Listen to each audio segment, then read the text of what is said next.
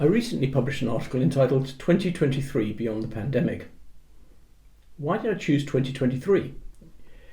By then, vaccines will have been fully distributed and the pandemic effects will have begun to fade. We will be able to distinguish between the long-term effects of the pandemic and the short-term effects. Joe Biden should be in his third year of his presidency. Perhaps Kamala Harris will be looking towards the re-election in 2024, which is why I didn't go that far out. More importantly, most investment managers suggest that you look at a 3 to 5 year time horizon when investing a balanced portfolio. In practice, a lot of the commentary we publish is much more short term than that, whether it's quarterly, monthly, or even annually. We look at what's happened most recently and what's most likely to happen in the near-term future. In this article, I try to go a little bit further and look at the longer-term trends. During the pandemic, we've had an enormous number of very tragic deaths and disaster. At times of great disaster, we tend to believe that the world is going to change forever. In the end, this is often not the case.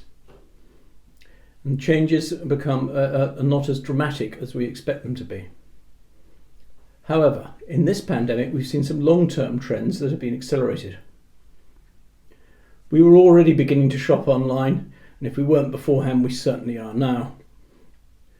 This is putting many of the high street shops out of business, and they will never return.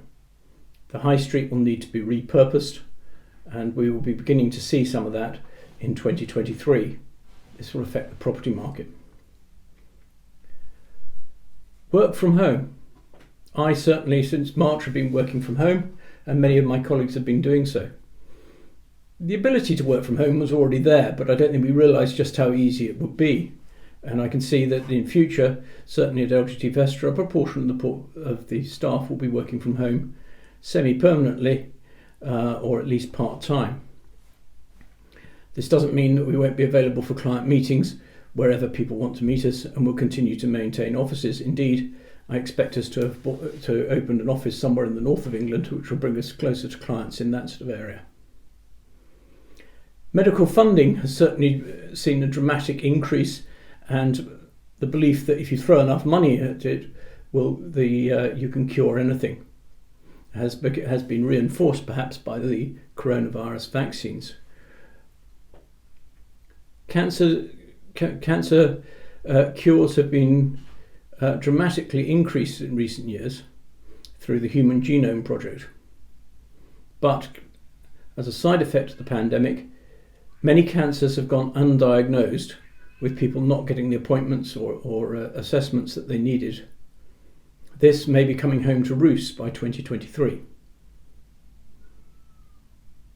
Moving on to the political scene, Boris Johnson, the Conservative Party, will probably still be in power in the UK. As I talk, I don't know how the Brexit negotiations are going to turn out.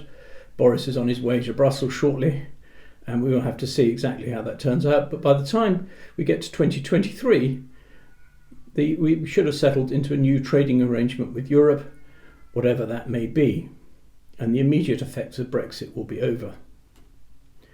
In the US, Joe Biden will be in his third year of his presidency. The 2022 midterm elections will be over, but I'm working for these purposes on the assumption that he doesn't win the Senate majority, with the two remaining seats to be settled in January this year, January 2021. As a result, Joe Biden will not be able to put through some of the more radical tax rises that he's proposed, which will help the economy grow. He's likely to spend more on infrastructure, and his dealings with China, he's already said that he's not going to take back Trump's tariffs immediately, but he wants to work closely with the European Union.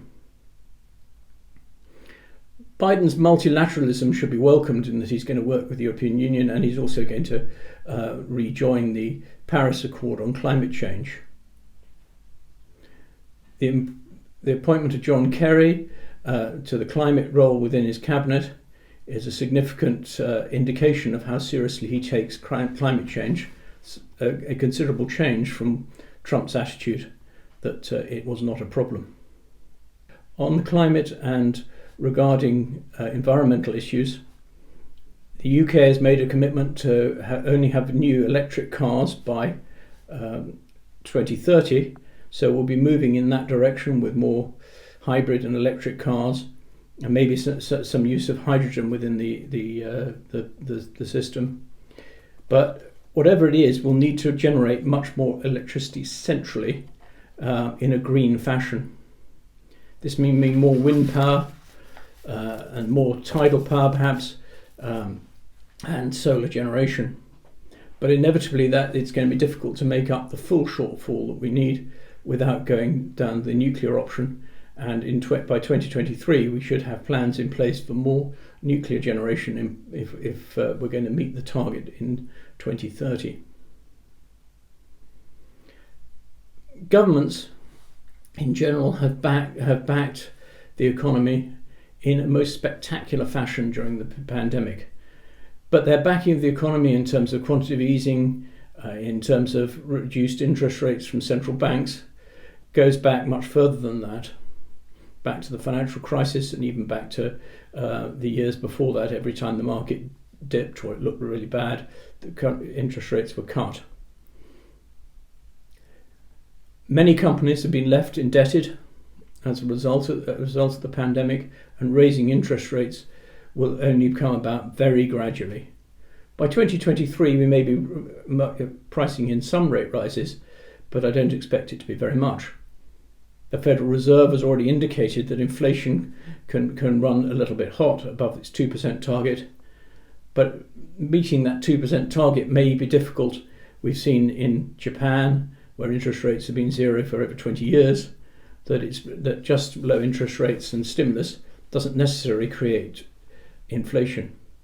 Aging populations, price comparison sites, automation, robotisation, artificial intelligence are all things that may help keep prices low.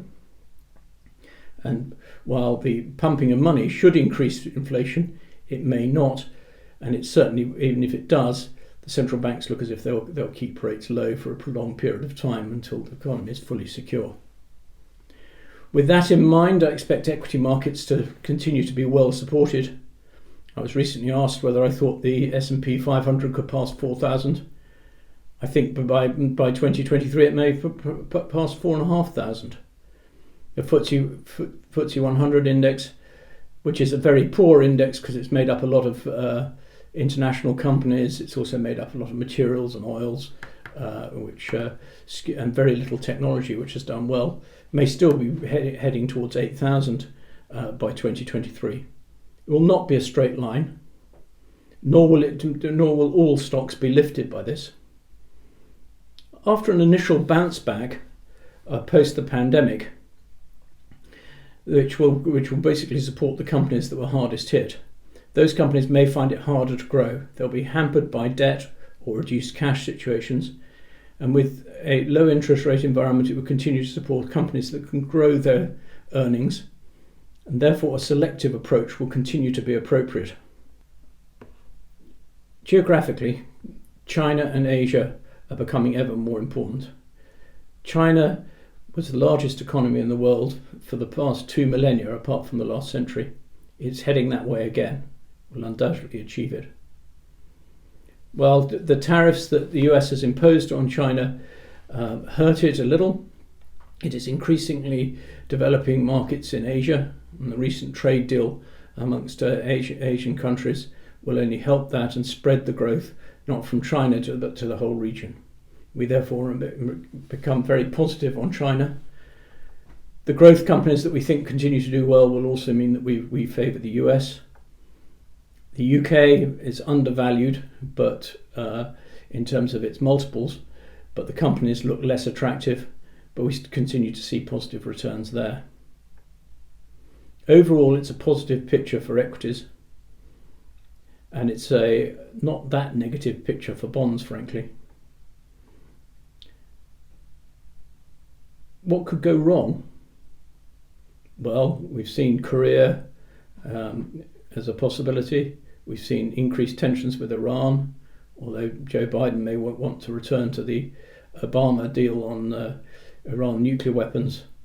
There are tensions there, but it's often the unknown unknowns, as Don Rumsfeld put it, that trip you up, and we'll be looking out for those in the next 3 years.